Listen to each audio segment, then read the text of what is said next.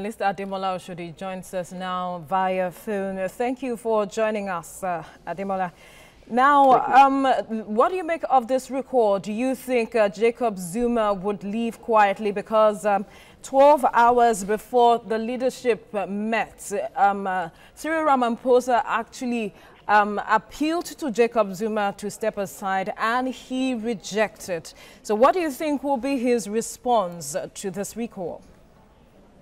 Well, I don't believe that Jacob Zuma would honor the 3 months or 6 months lifeline he's been given. I think it's a great mistake for them to allow him to choose a time for his exit. I truly believe that the ANC National Executive Committee should have actually ensured he resigned forthwith. Giving him time, giving him a lifeline is not only detrimental to the general position of the ANC, but it's also very counterproductive for their fight for corruption and for legitimacy as a ruling party in South Africa. They should have actually forced him to be removed from power forthwith. Well, in the event that Jacob Zuma refuses to throw in the towel, what happens? Well, what we're going to see is another continuation of horse trading and negotiations. I see him negotiating an exit. Maybe his supporters, maybe even his ex-wife that ran for office. Maybe they'll be given plumb positions as a way of easing him out. But ultimately, he will be forced out. What he's trying to ensure is to see how long he can hold off, and to also believe that there will be something that would come up that would ensure that his survival is still there. But ultimately, trying to avoid him being embarrassed out of office.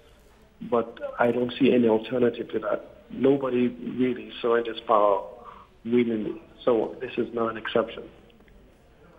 All right, so how would this whole process of Jacob Zuma leaving and not leaving, this whole drama, how is it going to impact the South African political space?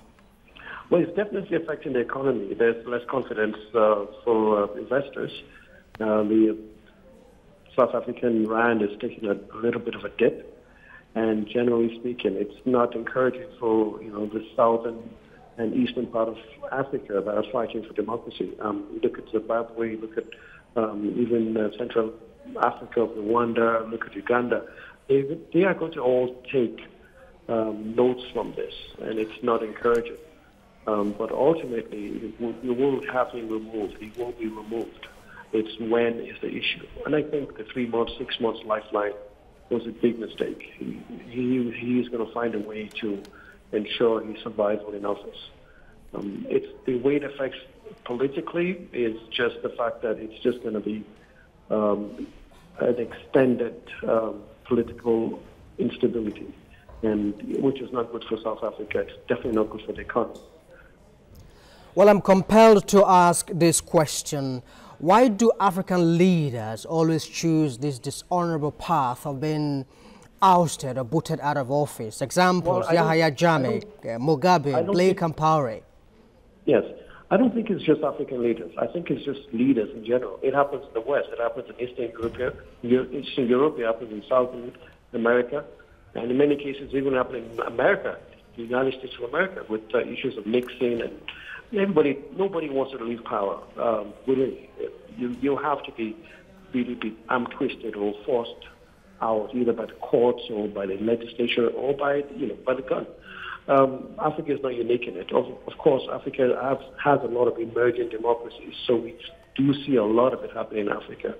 But South Africa has had quite an advanced and mature democracy, and they have strong institutions that would ensure that the president is removed. If the ANC does not do it, I'm pretty sure that the judiciary, the Supreme Court, will be more emboldened to take more, to make more pronouncements on his position, especially in criminal situation hanging over his head. So South Africa is not a normal African democracy. It's quite advanced, and you would see that the institutions, which actually led this fight. All right, I'm afraid we will have to end the interview at this point, but we must thank you, Ademola Oshodi, African Affairs Analyst, for your contribution on TVC News Hour.